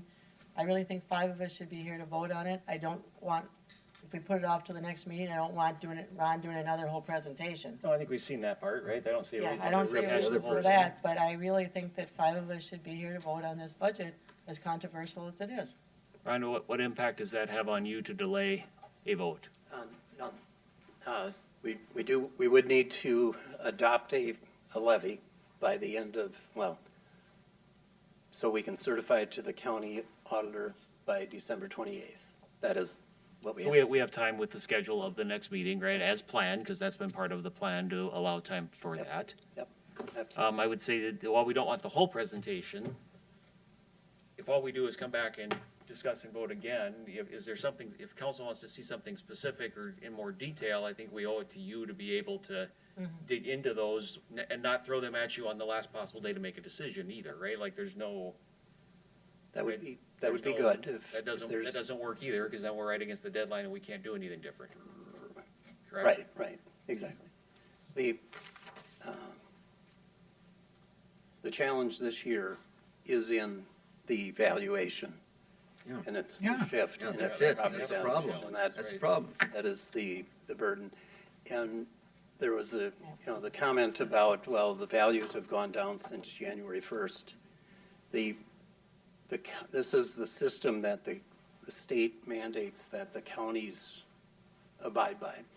And on this slide, in 2020 and 2021, the counties must do what they call a sales study. So they compare the sales prices of homes that are occurring in that time frame to what they have it valued at. And if the value that they have is too low, it must be between 90 and 105% of the actual sale price. That's right.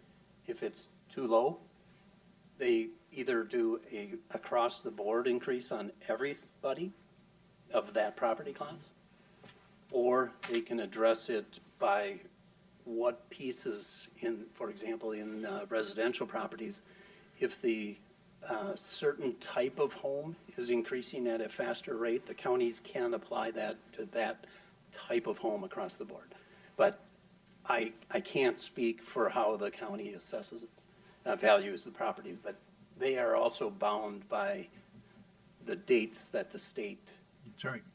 makes them follow, so. And this formula has been in existence for all of my adult life, it seems like, in this time frame. And technology has probably not kept up with the state's time frame very well. Sometime in the 70s. Yep. So, Ruth, you had one quick follow-up before I jump over here. So can you clarify, so the levy goes up 7.42, but residential, the way it all worked out was 9.5%, is that accurate? Yeah, the total levy, So it's really 9.5 over residential residential properties. And so I guess, along the way, when we talk about it all year, I really wasn't thinking 10% on a residential home. So I really wasn't thinking that throughout all of our conversations. I was rather surprised at that. what we have been doing, well, since I started working here anyway, 12 years ago, is we've tried to focus each year on the actual tax impact on the median value home. So that we don't focus necessarily on the rate, we focus what is The dollars, impact right? of median value. Nobody writes rate on their check when the county check goes in, right? Which is why we focus on dollars. John, you were up first, and then Tom. All the questions and comments that were asked today or responded to, I would agree with a lot of them. But I'm probably one of the last questions as far as we have an accountability for ourselves, as far as who gets to go to meetings and what other things that we get. We're pretty tight with where we go and what we do, and I believe that's been the case since I've been on for, it will be 20 years. But I'd like to go back to our proposed property taxes, and I've had this discussion. I bought my house 32 years ago for $107,000. The estimated market value in 2022, the estimated market value was $333,000. The taxable market value was $326,000, and the exclusion, the homestead exclusion, which Ron mentioned, was $7,200. In 2023, it went up to $387,400, which was a $54,000 increase, which I had no control over, and I get what all of you have stated. My homestead exclusion went from $7,200 down to $2,300. My taxable market value is at $385,000. $385,000. I fit into the category of market, what Ron talks about is median value. My median value with everything there, it started out at 16%. My median value is at 7.3%. Ron says median value is at 7.3%. I understand that other parts of the budget, being at the county and being at the school district, and I have a lot to say about the school district, but that's not my territory. I take my property tax increase for the year is $113.60. And I agree everybody's market value is huge. I divide that by 12, and my rate has my monthly bill for my city portion, only my city portion, that's all I can control about. But I agree with you folks have made comments about other things out there. I agree with that. My monthly increase for the city is $9.46. Okay, per the month. Huh? What's that? I said you're lucky. Mine is probably 100 times that. Right, because of the value of Yeah, your it's because of the value of your house, and I appreciate that. Not 100 times. But anyway, but I understand values. The values of houses is what's running this. When I divide that let's round it to $114, my monthly bill for strictly the city portion, additional monthly bill now starting in January, is, let's say, $9.50 a month. Out of that $9.50 a month, sitting here today, knowing that inflation, as you folks have stated, that a building that we're building, central maintenance, and the fire station number 2, there's, I don't know, I'm going to say $50 million in that, And oh, by the way, when we started it on that, it was around $30,000. Because of the cost of stuff, it's gone up that much. Okay, when I take $9.50 a month and divide that you folks want good fire protection, you want good police protection, and as one of the council members or all the council members have stated, the police is short. Okay, fire needed a new building, we gotta pay them. We gotta pay staff, all the staff members here to run this city, which we're running really slim and nim. Okay, so when I've got to divide that out, I still gotta pay for everything else on top of that. I still firmly believe, even though we may have disagreements on this elected body, minus the one that's not here tonight, do an outstanding job of really managing your money very, very well. And I think all of us are in the agreement that we're accessible, like the gentleman you wanted to find out everything you need to know. We've got it. And I believe right now, I don't like the way the world has gone to, but I believe that we're on the right track. I have to agree with Councilmember Grendel in the fact that we've done a program that no one gets a bill, but it's built into this tax deal for the street assessment. Can we ever go back to I or all of you getting assessed for street assessments, which is going to probably be in the 9,000 to 14,000 plus when they have to do the roads? I don't think we will, but we'll have to figure that out. But this is my comments to you, hearing you, and I don't know where it goes on what we do tonight. Councilmember Goodwin. This is one of these other things that's very puzzling to people. We talk about how the taxes on businesses in town have probably decreased in some cases because their assessed value has gone down. What happens there, let me just give you an example now. You pay essentially, well, we'll round it off. You say about, in theory, 1% of your assessed value you pay for your property tax. Businesses pay 3% or 2.5%. There's different businesses that have different rates, but I always throw out 3%. Is that about right, Ron? It's lower now. A little over 2 would be. Okay, a little over 2. All right, so they're paying 2 point something. So if you have a business that's worth $100,000 and everything's going great, you're paying a couple thousand. If you have a house that's only worth $100,000, you're paying about half that. What's happened with COVID, and I don't know if any of the folks in the audience own a business building in Apple Valley. I do not, thank God. But people that own business buildings, the good news is their assessed value's gone down because their property taxes have gone down. But the problem is, what's happened to the income of their businesses? What has COVID done to our local industry? What's it done to our local retail and everything else? But if COVID hadn't happened, your tax bill wouldn't be as high because the assessed value of all the business buildings in this town, and look at the buildings, look at some of the big buildings we have, they'd be paying a heck of a lot more, and because they'd be paying a heck of a lot more, you'd be paying less. We talk about all these things. And people have said, I've said, let's blame everybody else. But it's just so damn complicated. It's incredible. I wish we didn't have COVID.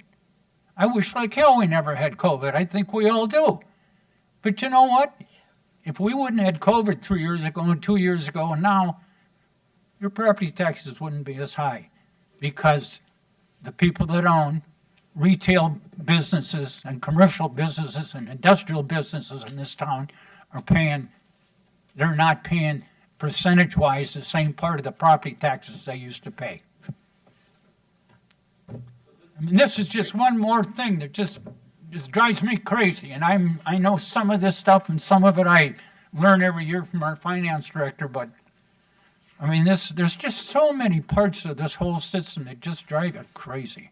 All right, so we're at a point where we need to make a decision whether we want to move this forward tonight or we want to push a decision out a couple of weeks. And again, my ask, if we're going to push a decision out a couple of weeks, let's use that to have a good discussion about what that might be and give Ron some time to prepare for that, because to get back here and have the same discussion in 2 weeks doesn't serve any of us. Oh, none.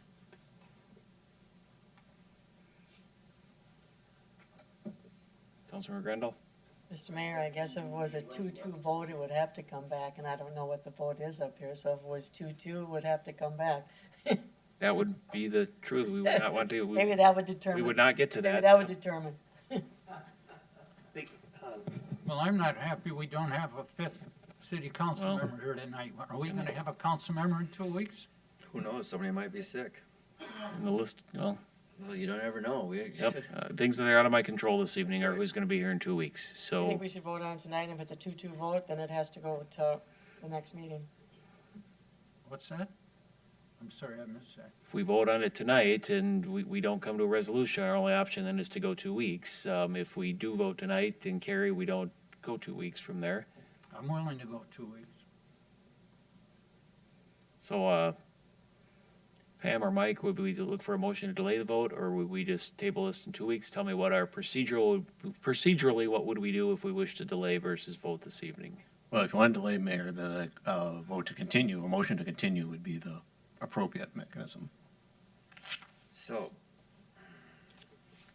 Or someone can make a motion to move the item forward. One of those That is two correct. choices is what we are looking for. One of those two motions is what we are looking for. first, can I make a comment? Nobody's Before we stopping make you. a motion? You have before, but no. Oh, keep going. We'll see where it goes. So we delay it because one person's gone. So is that gonna be while I have another 4 years? Could that be the norm every time we have a budget meeting, that because somebody's gone and we know it in advance that we're gonna set it aside to go to another day rather than drag it, go through a process? We don't know, John. As you know, I'm not a fan of delaying decisions due to the lack of one Individual. council member. We as a body have been elected to make a decision, and if somebody makes a personal choice to not be here or can't be here, we still need to do the business of the city. Having said that, we have time to move forward if we need to. I'll make a motion that we vote on it tonight. So what is your motion? Is your motion to vote in favor, or your vote, what is your motion? That we vote on the, Okay. on the In the budget. affirmative, or are you making a motion? Our choices are to make a motion on a yes, no vote on the Either to budget, approve the budget or or- to yes. to continue. I'll make a yes, no vote on the budget tonight. So which of those two choices are you making a motion to approve the budget? Yes. Okay, so we have a motion to approve the budget from Councilmember Bergman, is that correct? Yes. Okay, just making sure we have the right one for the record. Tom, Mr. Mayor, just for clarification, this would be a motion to approve the budget and the tax levy for 2023? Correct. okay, thank you.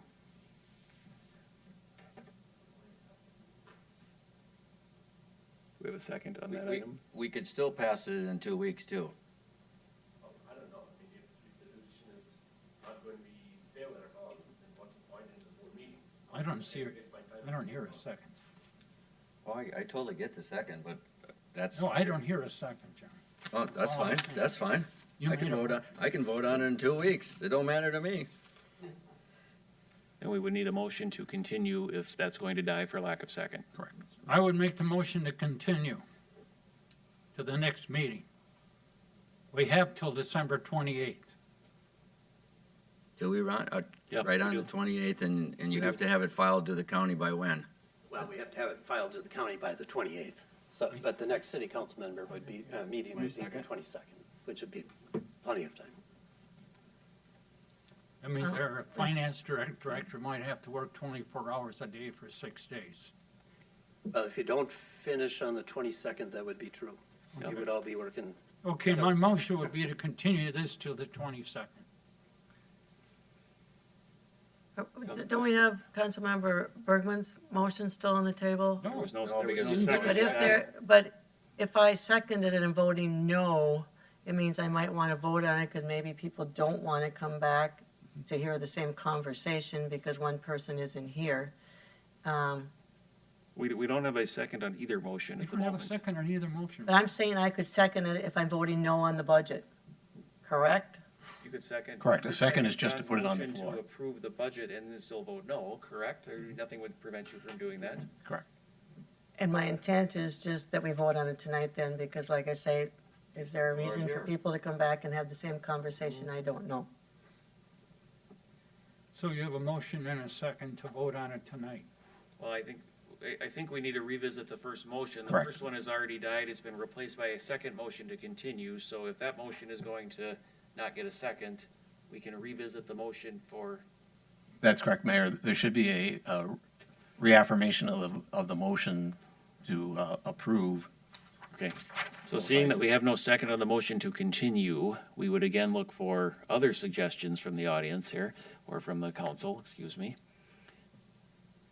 I make a motion that we vote on it tonight for, You already made that motion. But no, we're But good. it died. It It died, died, Tom. so I will second John's motion to vote in favor this evening. Okay, just want to confirm that it's affirmative to approve. Yes, John. right, I John- didn't get a chance to finish. Yep. Yeah, No, you budget didn't. and tax. Finished? So we have a motion from Councilmember Bergman to approve the budget and the tax levy for 2023 as presented this evening. Yes. And I will second that motion so we can get to a vote. Is there any further discussion? I just have one thing to point out about the council's budget and traveling. Just so you know, there hasn't been much travel in 3 years here with COVID. Yeah. I go to one meeting. All right, any other discussion on the motion in front of us, which is to approve the budget and the levy as presented? And that has a second. All those in favor indicate by saying aye. Aye. Aye. And opposed? No, Aye. So I guess we will vote on this in 2 weeks. that's right. When we have 5 members. So this, we will carry this forward to 2 weeks.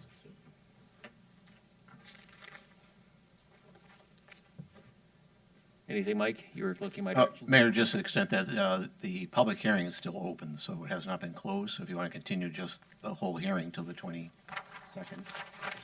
Then it- We'll make a motion to continue the public hearing to the 22nd as well. So move. Second? All right, all in favor? Aye. Aye. That was a good one, and Crandall, Pam, for your records. That will bring us to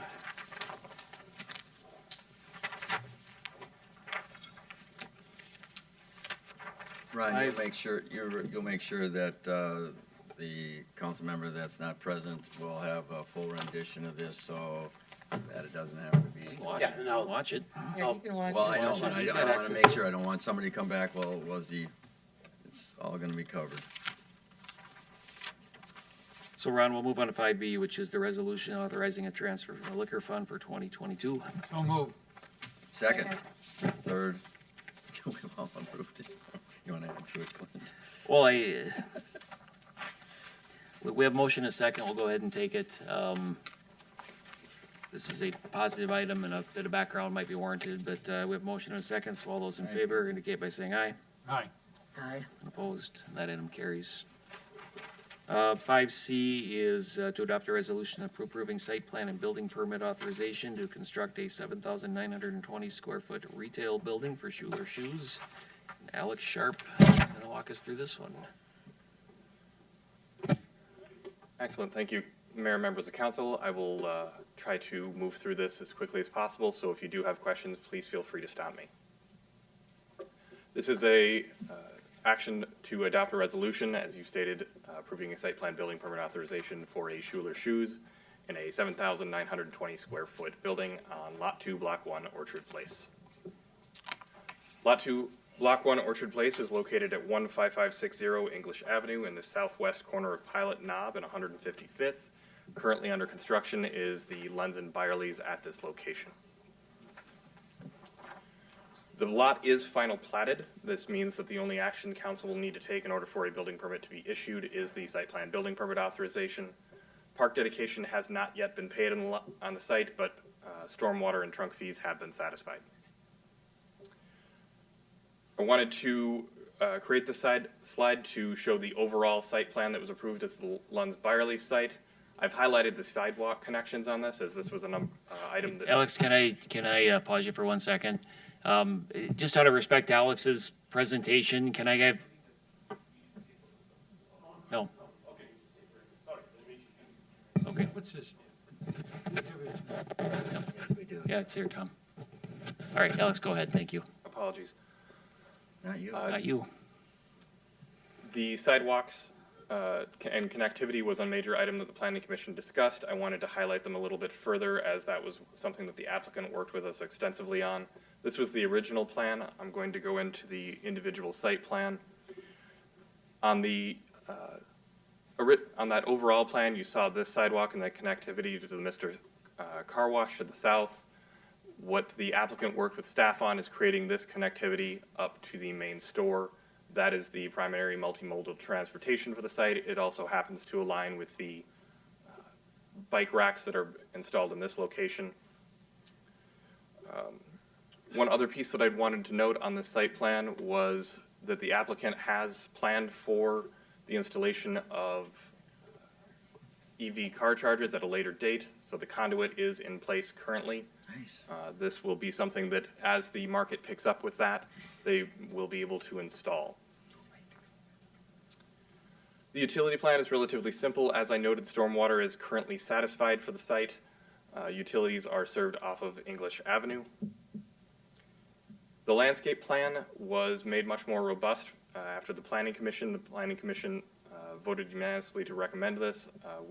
And the Natural Resources Coordinator has also made recommendations on it that will be changed at the time of building permit, but otherwise is in very good condition based upon, or from the changes after the initial Planning Commission.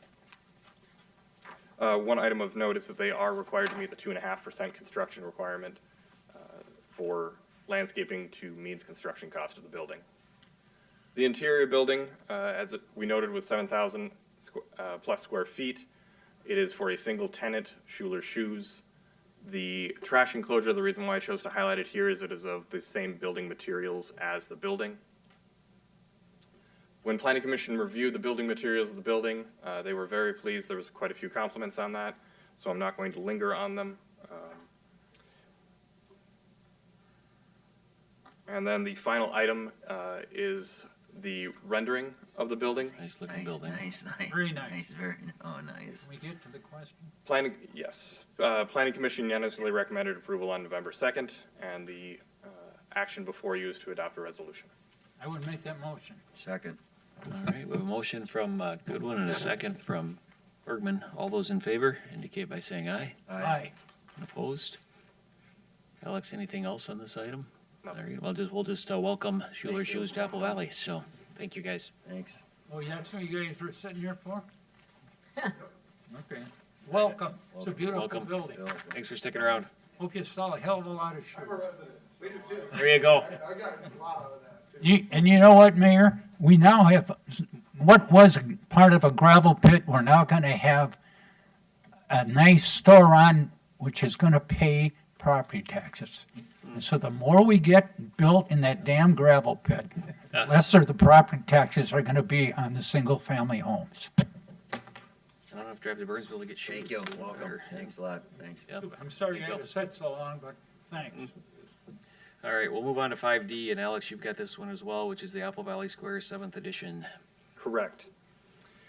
There are 4 actions before you this evening. I'm going to make special note of number 3. Number 3 is for a conditional use permit for a Class 2 restaurant in association with a drive-through. It also includes a variance to reduce the required separation distance of a Class 2 restaurant from a residential or institutional use. This is something that we do in conjunction with Class 2 restaurants. Other example of that is Chick-fil-A. This was the way that that was set up as well. We've also done it for a couple of other examples. But just because you are used to seeing each action broke out individually, I wanted to highlight that. The site is located in the northwest corner of Cedar Avenue and 153rd. The site is currently addressed at 7575 153rd Street. We would need to readdress for the newly created lot. One thing of note, this preliminary plat was approved in 2018. The one-year time frame for preliminary plat set by state law lapsed. The applicant has then come forward again with a new preliminary plat, which is what you're acting on this evening. We'll be working on the final plat, and the applicant will be submitting likely tomorrow on that final plat application. The site is zoned retail business. That is where the conditional use for the Class 2 restaurants comes from, as well as the separation distance. The preliminary plat will be for Apple Valley Square 7th edition. Originally you saw it for Apple Valley Square 6th edition, but now that is the Chase Bank to the north.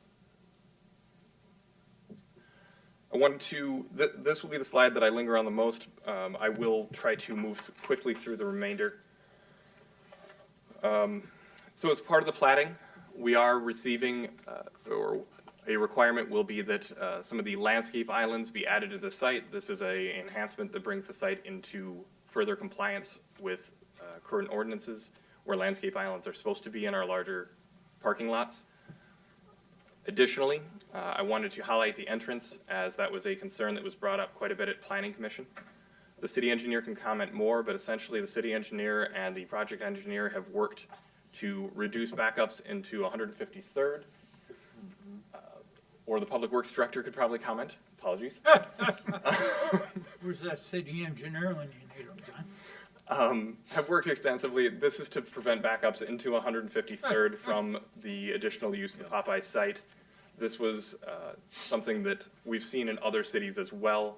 If you watch the Planning Commission, we provided an example there. The restaurant itself is 2,519 square feet. There is additional green space being offered that is not currently, as it is currently 100% impervious site other than the slight landscaping on the cedar side. Site utilities are complex with this site. There is a lot of utilities that are quite old. The grades and depths are problematic. We will be working through much of that as part of the final plat and development agreement. Another addition that I wanted to highlight very briefly is we are getting an underground infiltration, or I should say the city will benefit from an underground infiltration system, so some pre-treatment before we get to ponds. That's another environmental benefit to the redevelopment of a site like this. Another big one is the landscape islands. I wanted to highlight that just a little bit more, as that is a item that you can really see with the Chase lot. Landscaping on the site was reviewed, and only minor conditions are in place at the site plan building permit authorization that we'll review when the actual building permit is submitted. And I apologize. I wanted to move very quickly through the separation distance. This is the 506 foot reduced to 105 or 506 feet. The Planning Commission had extensive findings. You can find these in the resolution. There's also the required parking variance. I would like to note that the Popeyes lot does not require a parking variance. That will be parking compliant. It is the existing lot that, due to the creation of this new lot, is getting the parking variance. This is consistent with the lot to the north with Chase Bank. Popeyes elevations were amended extensively. EFS was a reduced material per Planning Commission recommendations. And then the final note was that the interior, you'll notice, is very substantially weighted towards the drive-through business. I wanted to highlight this because their dining room is quite small for a restaurant of this size. And that really does denote that this is a drive-through based business and why it is a dual lane drive-through. Oh, that freezer and stuff, wow. If you'd like me to linger on that, I can. Otherwise, No, you can keep moving. the actions requested before you this evening are in front of the screen. If you have any questions, I'm welcome to answer them. First, we'll see if there are questions for Alex. I apologize, Mayor. One brief comment. The Planning Commission voted unanimously on all actions That was my question. except for item number 4. One was in dissent on item number 4 due to traffic concerns. Great, thank you. That was my only question is Planning Commission outcome. So, So the vote was what, 6-1? 5 to 1. We had missing member that evening. These damn missing members. all right, so we'll take these one at a time just so we're clear. So we have looking for a motion to adopt a resolution approving Apple Valley Square 7th edition preliminary plat. So move. Second. Motion from Goodwin, a second from Grendel. All those in favor indicate by Aye. saying aye. Aye. Opposed, that item carries unanimously. We're looking for a motion to adopt a resolution approving variance for required number of parking So moved. stalls. Second. Motion from Bergman and a second from Goodwin. All in favor? Aye. Aye. Aye. Aye. Opposed, that carries unanimously.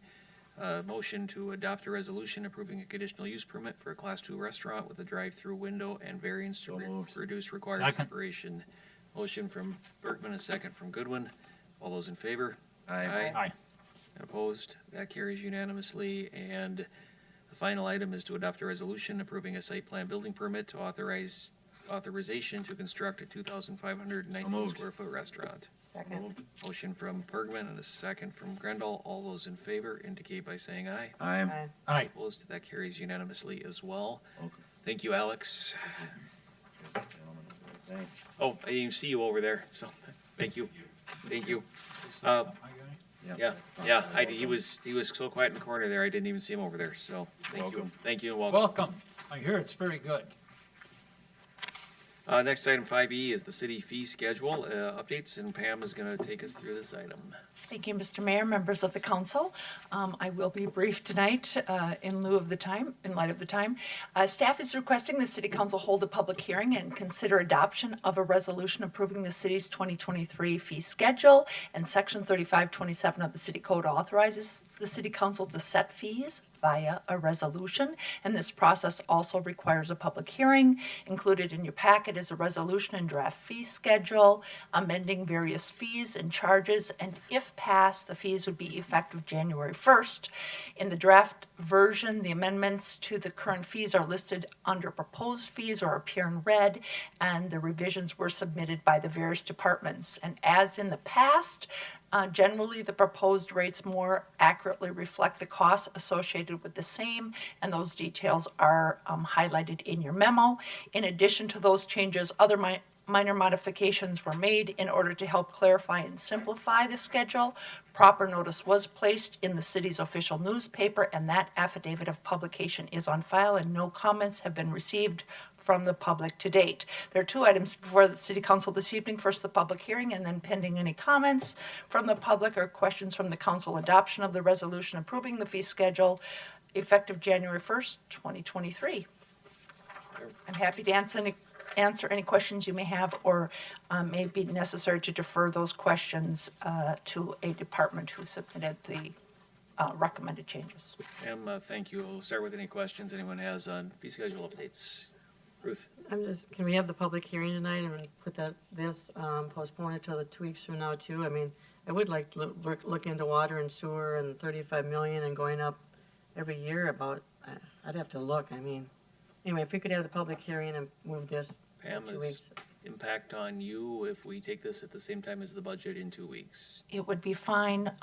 These fees would not be effective until January 1st, so that would be fine. All right, so we will, let's go ahead and open the public hearing for those who might wish to speak since it's here. Pardon me. We'll start with our meeting organizer. Are there anybody virtually who would like to speak to the public hearing on 5E? Mayor, there is no one wishing to speak at this time. Thank you. Anyone from the audience? I have no one signed up. Anyone from the audience who would like to speak to the fee schedule? One more opportunity if anyone would like to speak to the fee schedule. If not, we will close the public hearing, and we just defer action? Should we continue this, Mike? Should be an action, motion to continue. So, Motion to continue. we have a motion from Councilmember Grendel to continue. Do we have a second? So moved. A motion and a second from Bergman. All those in favor indicate by saying aye. Aye. We'll pick that one up in 2 weeks. With that, we are into staff and council communications. Tom, are there any items? Nothing from staff, council? Mayor, none tonight. Thank you. Council, any items? Nothing here. Next item on our agenda is our approval of the calendar of upcoming events. Our next regular city council meeting is on Thursday, December 22nd at 7 p.m. Do I have a motion to approve the calendar? So moved. Second. Motion from Bergman and a second from Grendel. All those in favor indicate by saying aye. Aye. Opposed, calendar carries unanimously. We'll move on to item 8, which is to convene in closed session under the exception to the open meeting law to develop or consider offers or counteroffers. for the possible purchase of possible purchase of real property identified as parcel ID 014790001010. There's a lot of letters in there. We have a motion to convene in closed session. So moved. Second. Motion from Bergman and a second from Goodwin. All those in favor indicate by saying aye. Aye. And that carries unanimously. We will take a very brief break and reconvene across the hall for that closed session.